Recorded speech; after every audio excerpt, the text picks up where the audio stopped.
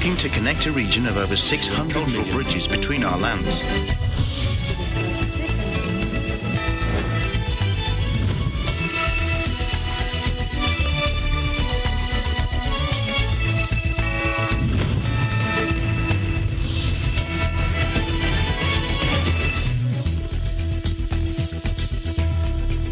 Hello, I'm Alma Angeles. Welcome to ASEAN in Focus. We're coming to you live from Manila and Indonesia. Hello, December. Hello, Alma. I'm December Paras, bringing you the news in the dynamic ASEAN region on today's headlines. First in our headlines, the death toll from the strongest typhoon to hit the Philippines this year has surged to 208, according to the National Police, making it one of the deadliest storms to hit the country in recent years.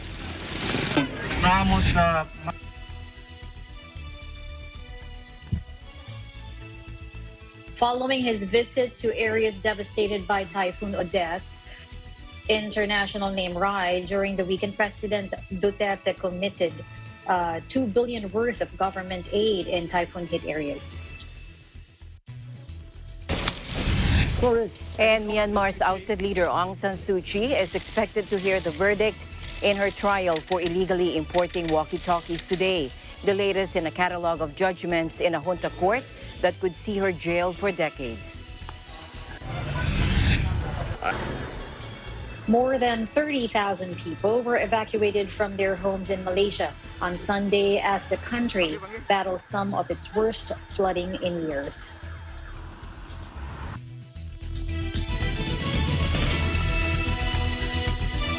First in our news, the death toll from the strongest typhoon to hit the Philippines this year has surged to more than 200, according to the National Police, making it one of the deadliest storms to hit the country in recent years. Take a look. At least 239 people were injured, 52 were missing after Typhoon Rai ravaged the southern and central regions of the archipelago, according to a police tally. More than 300,000 people fled their homes and beachfront resorts as Rai slammed into the country on Thursday as a super typhoon. The Philippine Red Cross has reported complete carnage in coastal areas.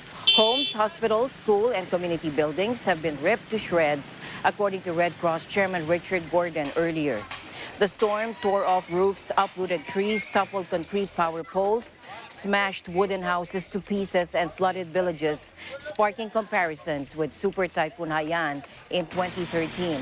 Haiyan, also called Yolanda in the Philippines, was the deadliest cyclone on record in the country, leaving more than 7,300 people dead or missing.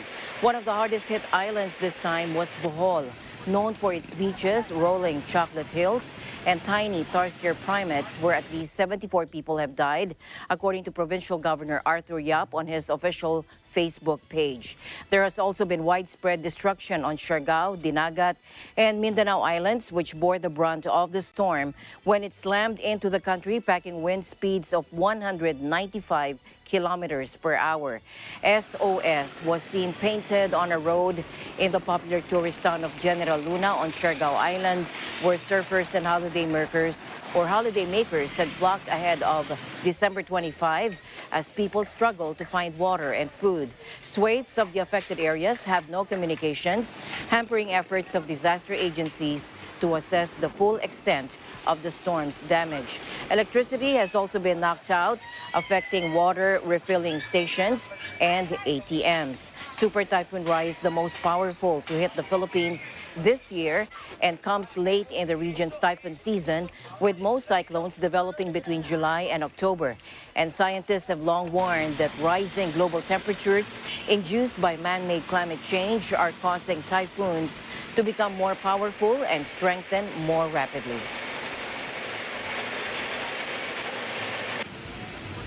The Philippine Navy, through the Philippine Fleet, is now assembling a 19-ship humanitarian aid focused flotilla that will be deployed in areas severely devastated by Typhoon Odette.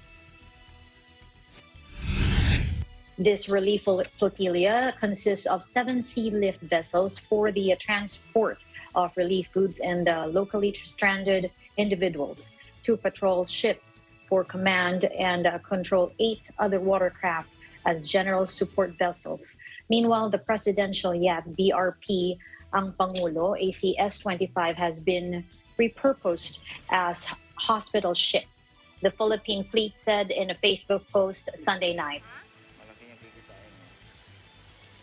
It added that BRP Tarlac or LD-601, BRP Bacolod City LS-550, BRP Antonio Luna FF-151, BRP Andres Bonifacio PS-17, BRP Iwak or Iwak LC-289, BRP Agta LC-290, and BRP Ibatan LC-298 are to be deployed to augment ongoing humanitarian assistance and disaster response efforts. HADR in Cebu, Palawan, and northern Mindanao, especially Surigao, Dinagat, and Siargao Islands. Aside from the ships, the PN also placed 4 naval aircraft on alert status to provide aerial survey, immediate rescue, and limited transport capabilities of the flotilla.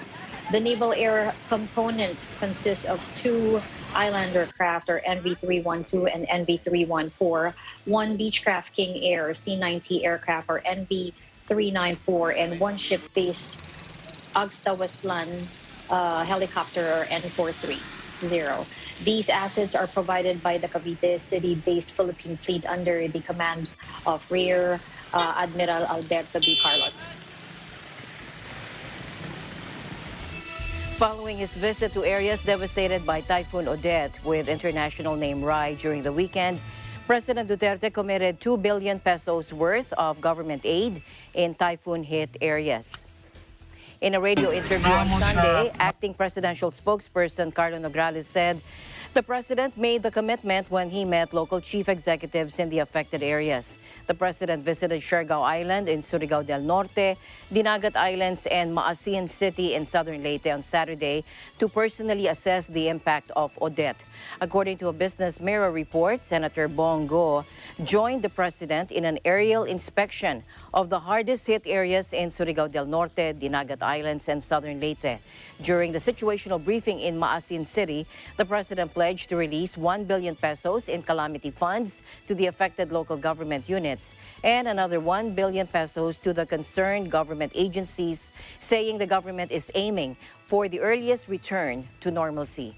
He also directed officials to make sure funds are available for the procurement of food, medicines, and other essential needs, according to Senator Go's office.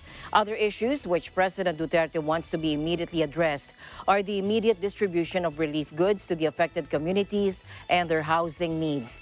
He also assigned Social Welfare Secretary Rolando Bautista to serve as the crisis manager in Siargao and Dinagat Islands to ensure the swift deployment of food and non-food items in the said areas.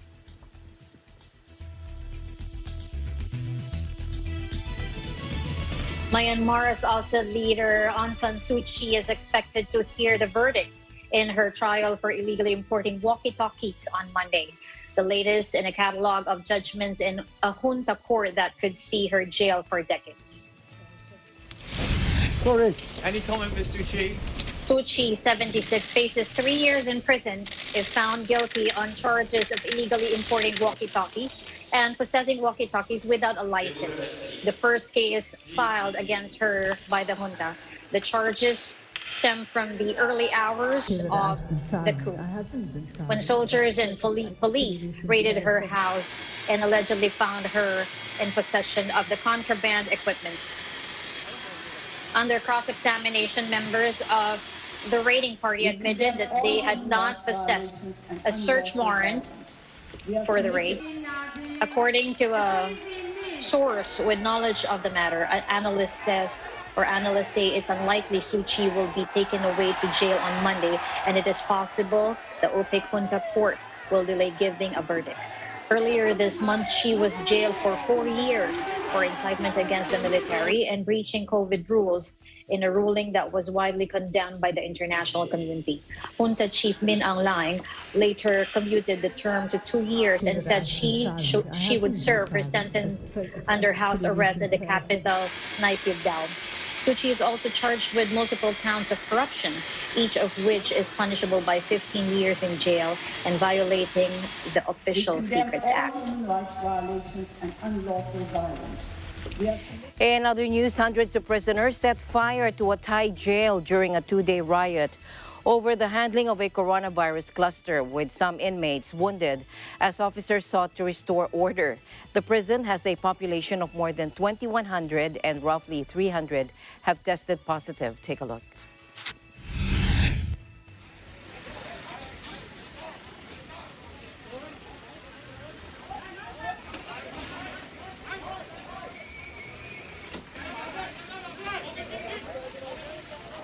แต่ละคนก็ไม่แน่ใจเลยครับได้ครับอันนี้เคลื่อนไปที่ไหนครับพี่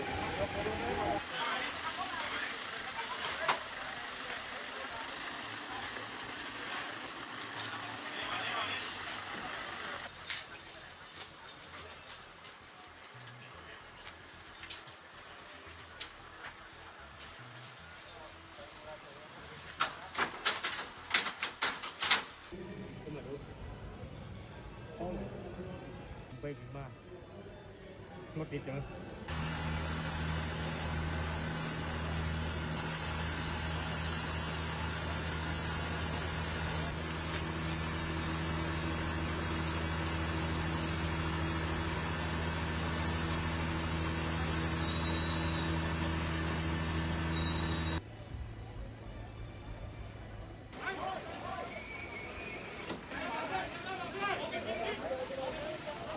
แต่ละคนก็ไม่แน่ใจเลยครับได้ครับอันนี้เคลื่อนไปที่ไหนครับพี่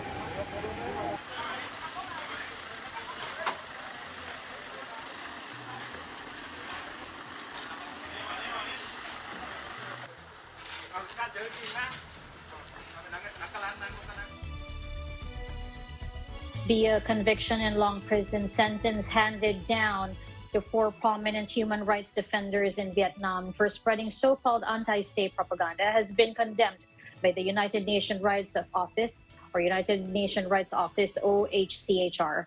Here's Ms. Shamdasani now. Let's take a look.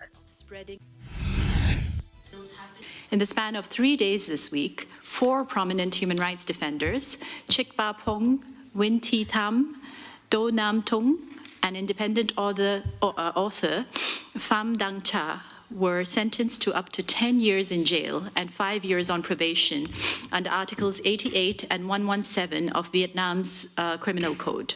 These were all followed by prolonged pretrial detention. Tin was sentenced to 10 years in prison and 5 on probation. Win was sentenced to 6 years in prison and 3 years on probation. Do was sentenced to 10 years in jail and 4 years on probation. And Pham was sentenced to 9 years imprisonment.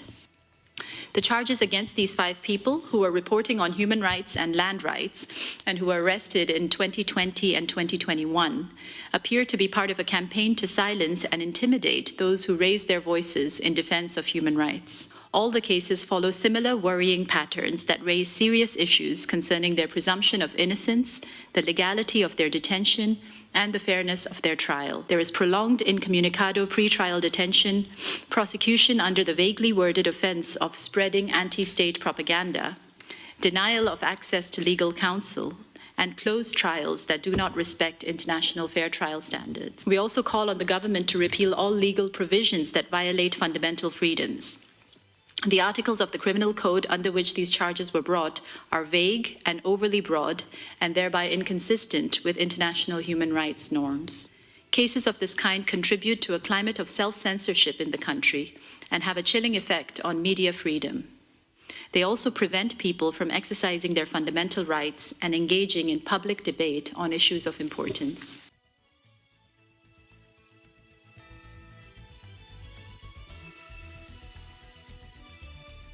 Do Nam Trung, well known for taking part in environmental and anti-China protests and opposing government corruption, was sentenced on Thursday to 10 years in jail. Activist Trin Ba Pong and Nguyen Thi Tam were sentenced a day earlier to 10 years and 6 years in jail, respectively, on the same charge. On Tuesday, one of Vietnam's most prominent dissident journalists, Pham Don Trang, was sentenced to 9 years behind bars on anti-state charges. In other news, the decision by Bangladesh To close schools for Rohingya refugees risks leaving a generation of children practically uneducated, according to a UN human rights envoy, warning this on Saturday or Sunday. Authorities this week ordered the closure of unauthorized education centers in border camps, hosting around 850,000 members of the stateless Muslim minority who fled there from violent persecution in neighboring Myanmar. The order came during a visit by UN Special Rapporteur Tom Andrews, who said the privately run schools played a critical role in educating Rohingya children. He said, "I am deeply concerned to have learned of a new policy promulgated while I was here that would close all private schools in the camps," he told reporters in the capital, Dhaka. He said, "We cannot allow an entire generation of Rohingya to go practically uneducated," he added. Bangladesh's foreign ministry has said the order will not impact around 3,000 learning centers for children in camps supported by the United Nations Children's Fund, or UNICEF. It also claimed the move had been made to halt the operations of schools promoting radicalism and engaged in illegal activities. Angered Rohingya activists in the camp have taken to social media to protest the decision in lieu of public protests, which have become difficult since security was boosted after the murder of a top camp leader in September. The New York-based Human Rights Watch said about 30,000 children will lose their access to education if Bangladesh doesn't reverse the closures.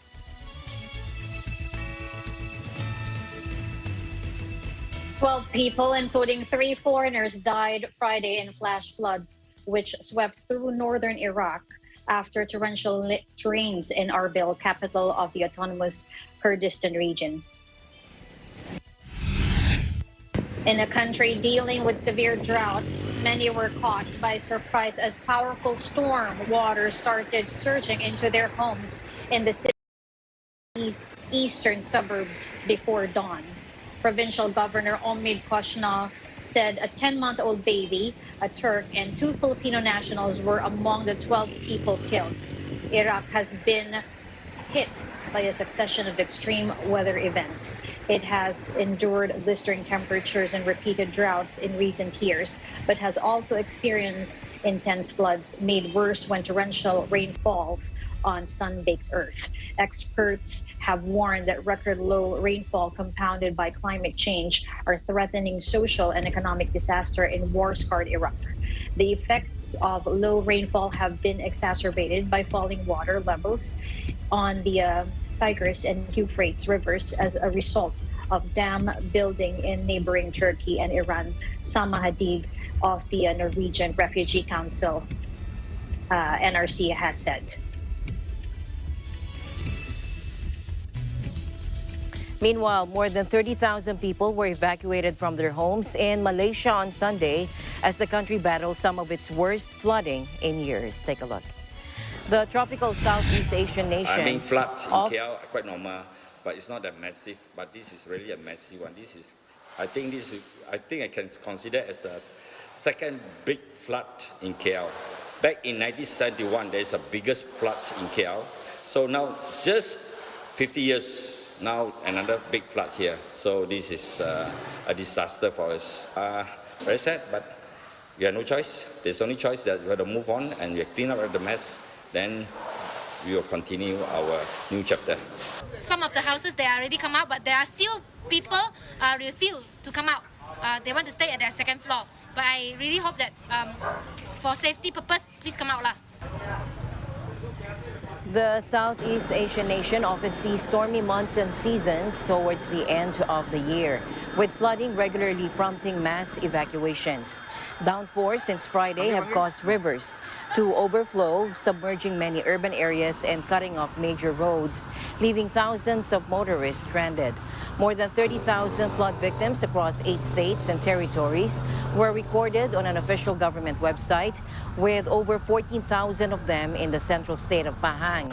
Nearly 10,000 people fled their homes in the country's richest state of Selangor, which surrounds the capital Kuala Lumpur, with Prime Minister Ismail Sabri Yaakob expressing surprise at the severe flooding there.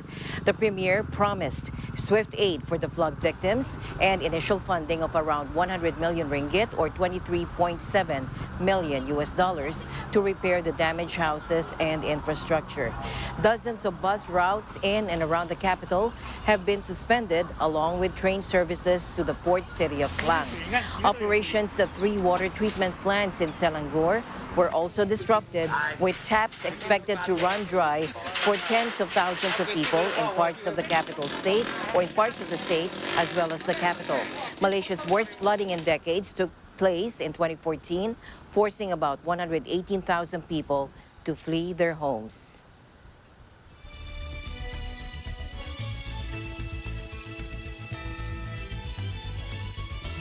And the news continues here on Eagle News. We'll be back.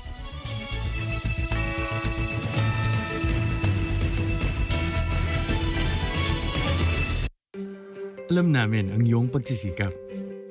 Dama namin ang iyong mga sakripisyo. Kita namin ang pagharap mo sa bawat pagsubok. Kaya sa kabila ng mga hamon ng buhay, nandito kami para umalalay. Kasi katulad mo, gusto rin namin ang magandang bukas para sa kanya. Hatid namin ang dekalidad na edukasyon at makabagong pasilidad sa abot kayang halaga. Kaya huwag ka na mangamba. Sasamahan ka namin tuparin ang mga pangarap niya.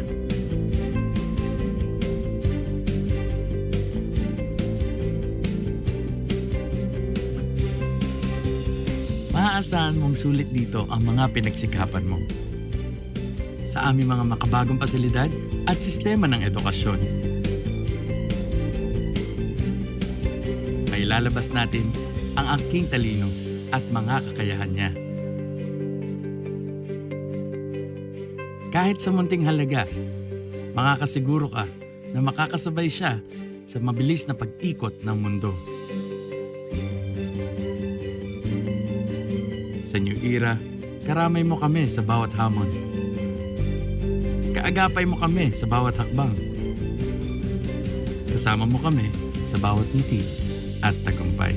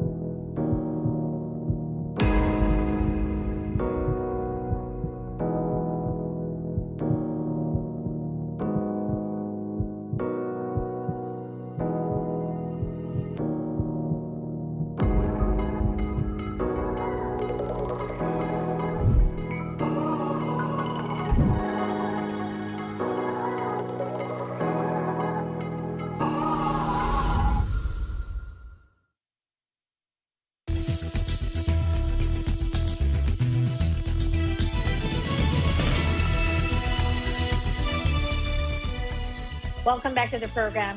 8 Thais from 2 tour groups tested positive for the Omicron coronavirus variant. We have more from Veronica Carino, live from Thailand. Hello, Veronica. Hello, December. Good afternoon. The Omicron coronavirus variant has been detected in 8 Thai nationals who returned from an annual pilgrimage to the Islamic holy city of Mecca in Saudi Arabia. Authorities have urged people not to be alarmed about the imported cases because those who have been infected have been quarantined. According to Prida Chuapudi, an advisor to the Chularacha Montri, the country's Muslim spiritual leader, about 30 Thai returned from a pilgrimage arrived at Suvarnabhumi Airport on December 15.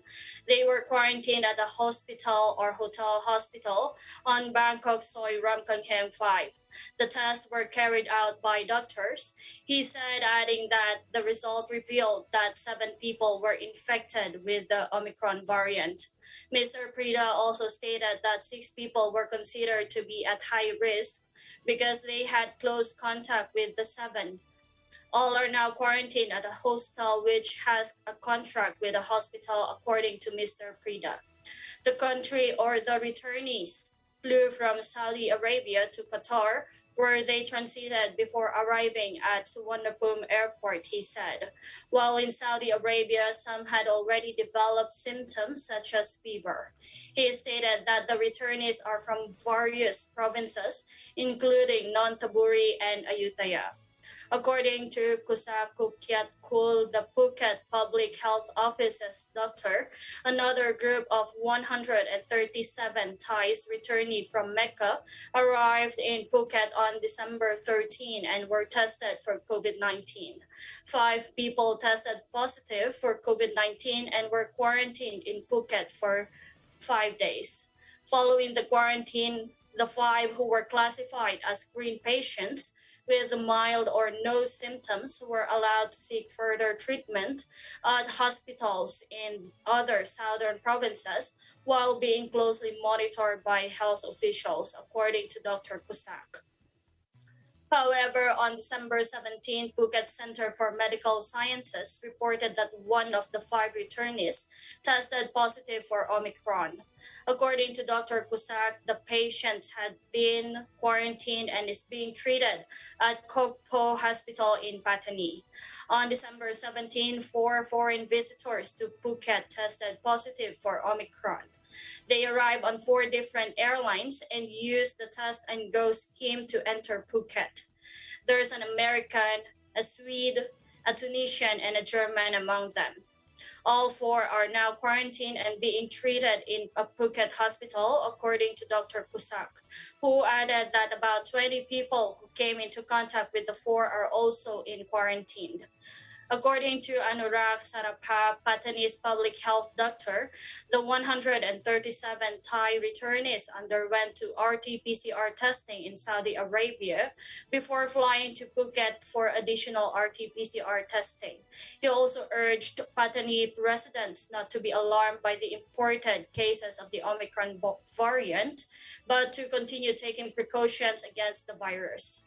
According to the Pattani public health official, the Omicron patient who is currently quarantined at Kok Po Hospital is an important case, not a local transmission case. According to local sources, residents in Pattani were also concerned about the spread of Omicron variant among the Thai returnees from Malaysia. There are currently 57 Thai returnees from Malaysia in quarantine, but no Omicron infections have been detected among them. However, the cases have prompted provincial authorities to increase screening for foreign arrivals in order to keep the Omicron variant at bay, according to the sources. Meanwhile, Thailand reported 2,525 new COVID-19 cases and 31 new fatalities in the previous 24 hours, according to the Public Health Ministry today. This update is from Bangkok Post. Back to you, December. Thank you so much, Veronica, and thank you for the update.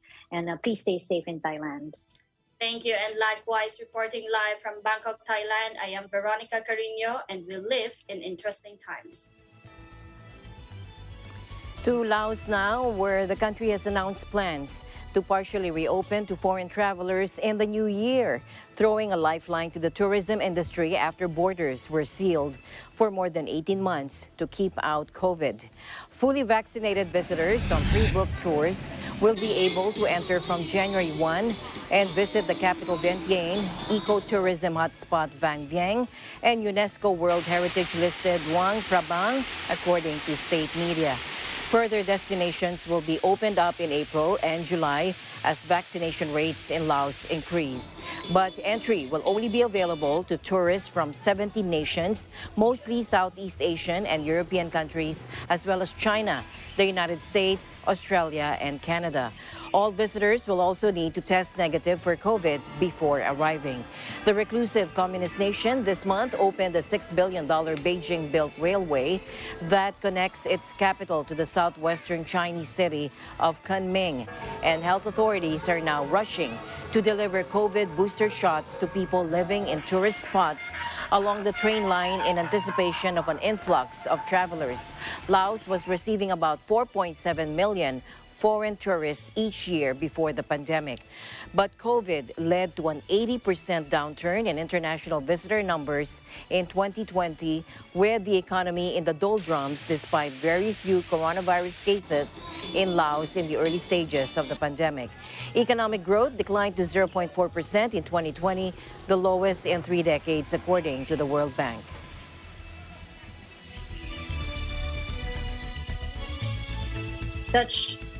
Dutch prosecutors will this week set out their sentencing demands for 4 men on trial in absentia over the downing of Malaysia Airlines flight MH17 in war-torn Ukraine in 2014. Prosecutors will also formally present the indictment during 3 days of hearing from Monday, charging the men with the murders of all 298 people on the Boeing 777.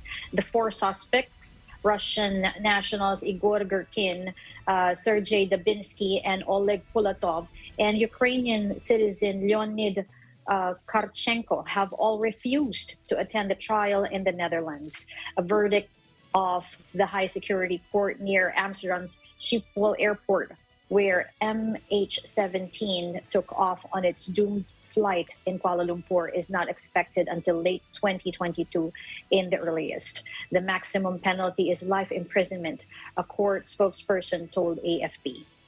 The hearing comes as fresh tensions soar over Ukraine, with the West accusing Moscow of planning an invasion. International investigators say MH17 was shot down by a Buk missile originally brought from a Russian military base as it flew over part of eastern Ukraine held by pro-Moscow separatists on July 17, 2014. Bodies of victims, some of them still strapped into their seats, were strewn across sunflower fields along the white, red, and blue wreckage of the plane. In other news, an alliance backing Malaysia's ruling coalition won a landslide victory at state polls on Borneo Island Saturday as the country gears up for a general election, possibly as soon as next year. The Sarawak Parties Alliance, or GPS, claimed at least 75 of 82 seats in a contest that saw 349 candidates competing for control of the country's largest state of Sarawak. The result for 1 seat remains unresolved, as vote tallies were not completed due to bad weather and roads being cut off as unusually heavy rainfall hits the tropical nation, according to election officials. The 4-party bloc is aligned with Prime Minister Ismail Sabri Yacob's government at the national level, and their victory could give his coalition a boost. It follows a win for Ismail Sabri's party in another local poll last month and may further fuel expectations that a general election could be called next year. The outcome of Saturday's polls means the GPS could play a kingmaker role in the upcoming federal election, offering support to whoever appears to have the best shot of emerging as the victor, according to an analyst. Malaysian politics has been in turmoil since early 2020, when a reformist government headed by Mahathir Mohamad collapsed after less than 2 years in power due to infighting. It was replaced by a weak coalition, which itself fell apart early this year, paving the way for Ismail Sabri to clinch the leadership for his United Malays National Organization Party, or UMNO. He was appointed directly as premier due to fears that a general election could have worsened the COVID-19 outbreak. Around 66 million voters are qualified to participate in the 2022 automated polls, according to the Commission on Elections. COMELEC spokesperson James Jimenez released on Sunday the... Okay, as she said, that was based from the Election Registration Board, or the ERB. Overall, COMELEC was able to tally 65.74 million registered voters who will be distributed in 37,141 voting centers during the May 2022 polls.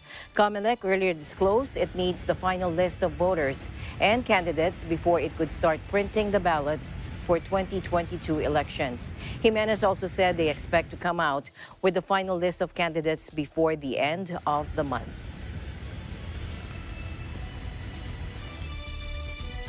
The news continues in the CNN Focus. Alma and I will be right back after this short break.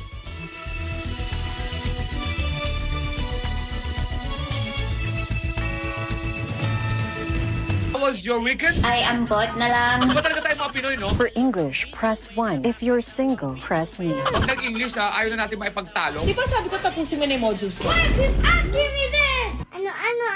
I don't understand. We're so galing talaga.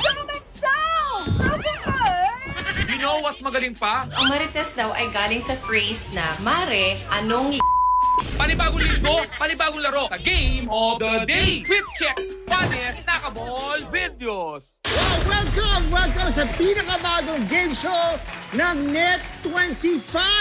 Maraming salamat po sa napakainit na pagtanggap niyo sa akin para maging bahagi ng saya at panalo agad-agad. It's been a while and you deserve it. That dimples should be seen everywhere. Kaya simulan na natin ang pamimigay ng agad-agad na kasiyahan at cash siyahan dito sa newest game show na diskarte at bilis ng kamay ang puhunan. 3 rounds ang paglalabanan ng 4 na players. Isa sa kanila ang magwawagi ng 20,000 pesos na posibleng umabot ng hanggang 100,000 pesos! Sigurado ako maiuwi ko ang premyo na 20,000. Sigurado ako. Yan! Nasa akin eh. Bakit napunta sa'yo yan? Nakita ko dun eh. Kala ko, tara, game! Agad-agad! Kinuha ko! Ito na ang pangalawang agawan choices. 17,100. O. 12,000. C. 400,000. D. 1.7 million. Agad-agad. Pinindot siya ni Wes, so ikaw ang sasagot na to. Natakot ka sa numbers? Pag numbers kasi kainis eh. Pero pag talent free numbers, masaya yun. Alex, sino ang pinipili mong sasagot ng tanong na yan? Wilma! Ang bilis! Alam mo bakit? Bakit? Wilma doesn't know. And I'm your Tara Game Master, Aga Mulak. And this is Tara Game! Agad-agad!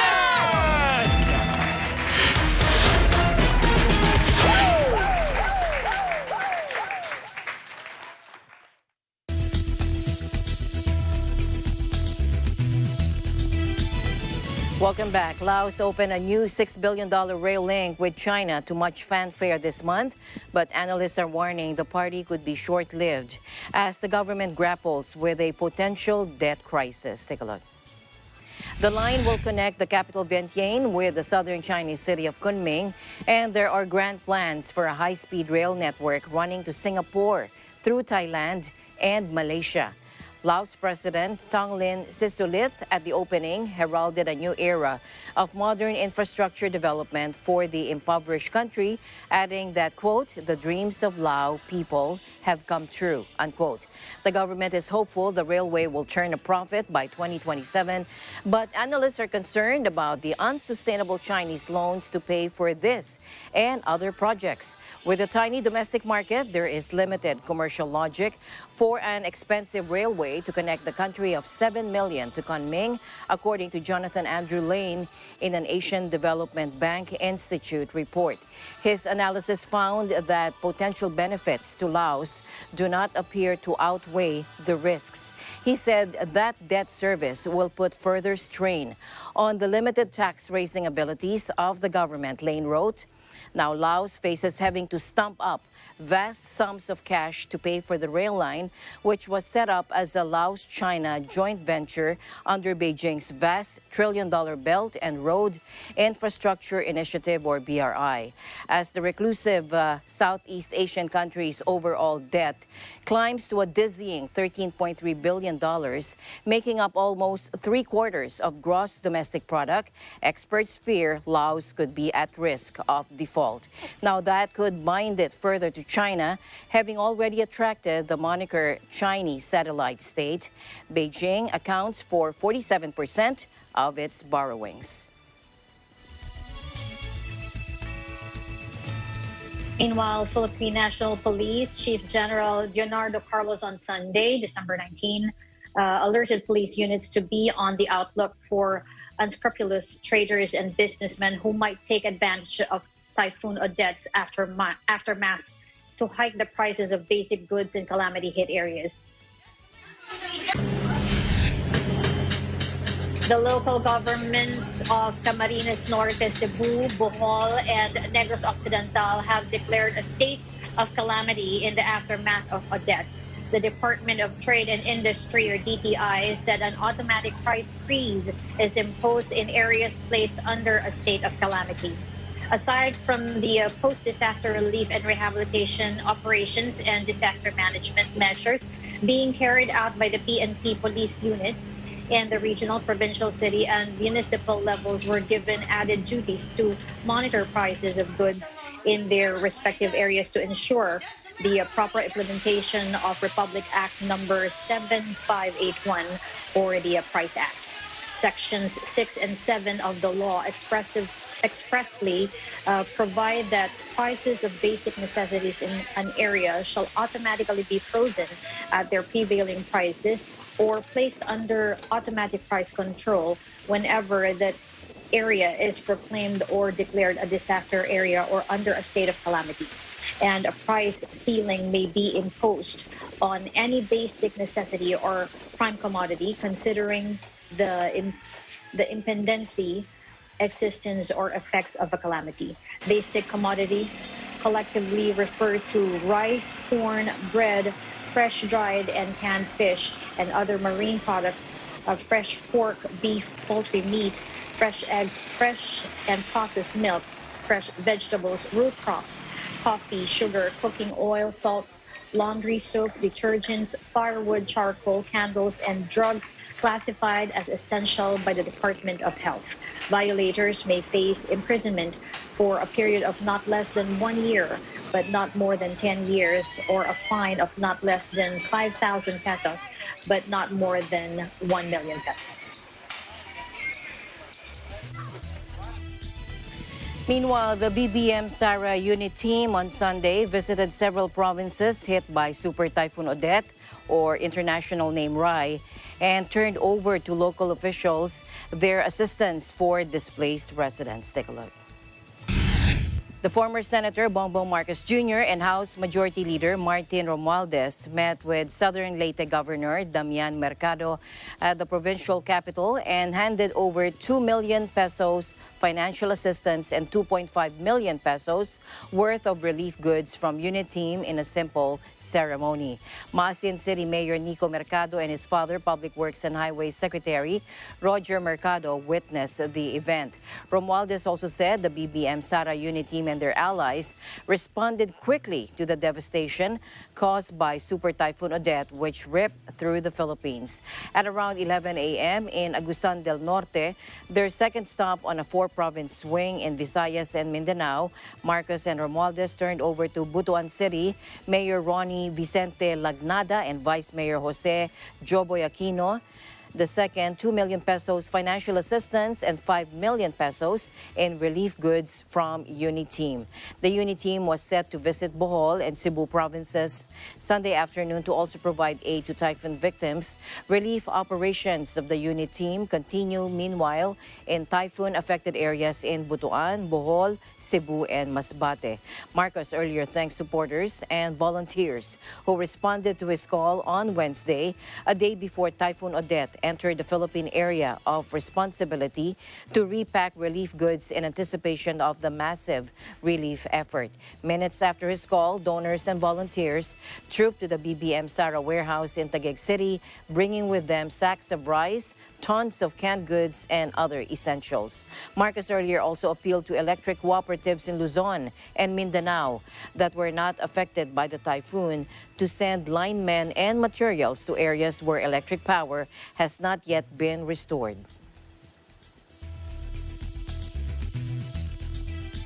And Asian stocks fell on Monday on fears about a fresh global surge in coronavirus infections and as the future of U.S. President Joe Biden's massive social spending bill was thrown into doubt after it lost the crucial vote of moderate Democrats. With traders beginning to wind down ahead of the festive season, analysts said trade was thinner and markets more susceptible to swings. But the mood has become increasingly glum as central banks start pairing their huge financial support to fight inflation.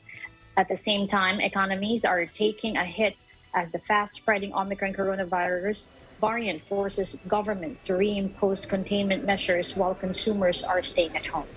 Omicron remains a concern and cases are on the rise, said Robert Shine of Blank Shine Wealth Management.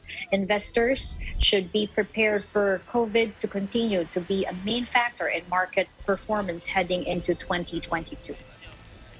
After the bull run we've seen over the past 21 months, investors aren't as used as to prolonged periods of volatility. Investors got another negative lead from Wall Street, where all three main indexes ended sharply lower on Friday after the Federal Reserve said it would speed up and taper of its bond buying program and indicate 3 interest rate hikes before the end of 2022. While the announcement was initially welcomed as clearing up some policy uncertainty, it signaled the beginning of the end of the era of cheap cash that has helped propel global markets to record or multi-year high for much of the past 2 years. Tokyo, Hong Kong, Shanghai, Seoul, Singapore, Sydney, Taipei, Manila, and Jakarta were all well down, though Wellington ex small gains. Back to the news on Super Typhoon Rai. Telecommunications provider Smart and Globe said on Sunday they continue to restore services in the areas that were hit by Typhoon Odette, international codename Rai. Take a look. Smart said it has reconnected Cebu, Dinagat, Siargao, and Surigao using smart satellite phones, which enable communication links for local officials and response teams conducting rescue, relief, and recovery. It also turned over 200 5G-ready SIMs to help affected residents latch on to Smart's network that has kept the 6th district of Negros Occidental connected even at the height of Odette. For its part, Globe said it has restored services in Bukidnon, Agusan del Sur, Camiguin, Zamboanga del Sur, and Zamboanga, Sibugay. Odette affected roughly 40 Globe towers in Visayas and Mindanao, with the Cebu, Negros, Bohol, and Leyte being hardest hit areas. For its part, Globe said it has restored services in Bukidnon, Agusan del Sur, Camiguin, Zamboanga del Sur, and Zamboanga, Sibugay.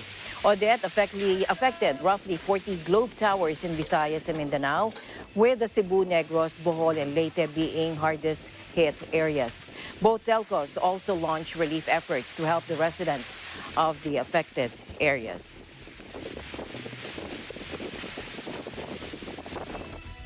And still in the Philippines, Sipalay City, the top tourist destination in Negros Occidental, is urgently appealing for assistance after one of the areas hit hardest by Typhoon Odette.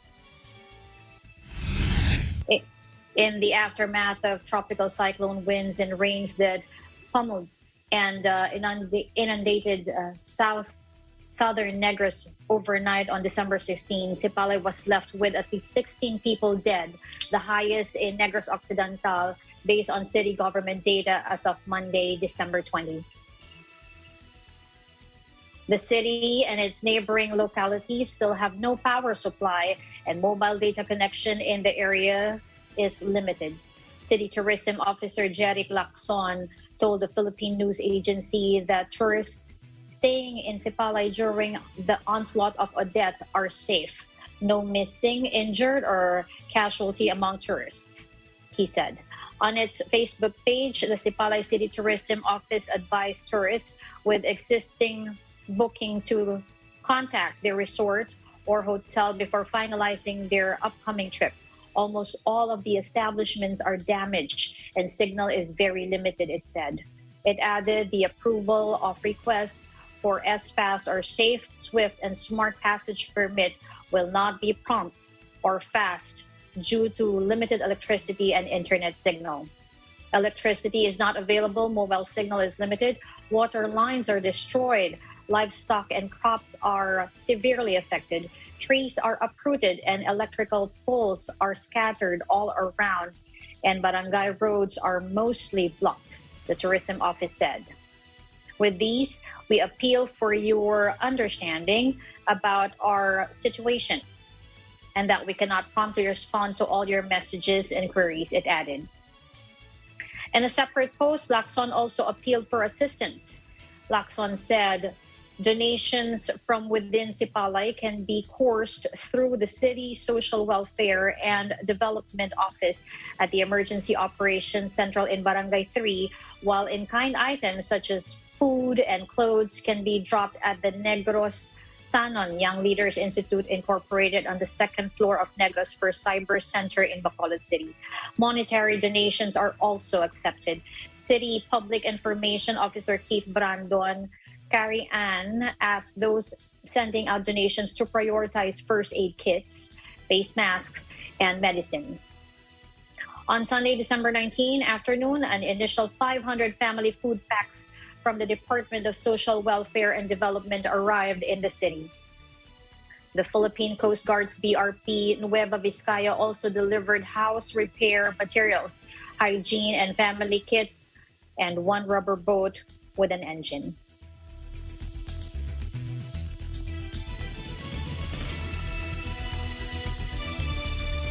And finally, in our news, the country is looking at Israel as a partner in boosting its response to terrorism and improving the capability of the armed forces of the Philippines. Let's listen in.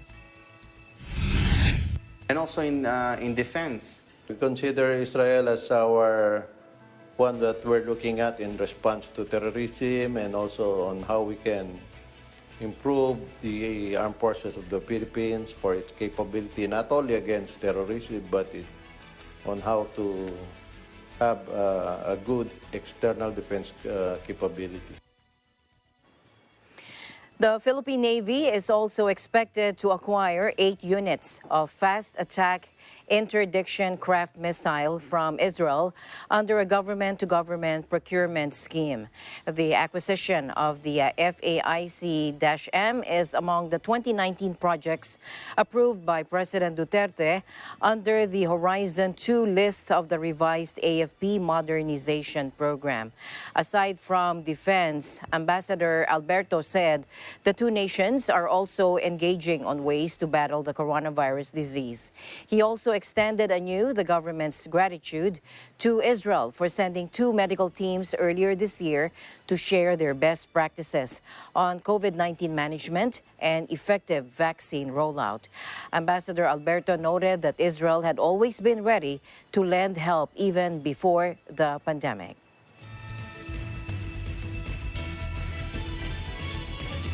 And that's all we have for you on today's broadcast. Thank you very much, December, for keeping me company today on ASEAN in Focus.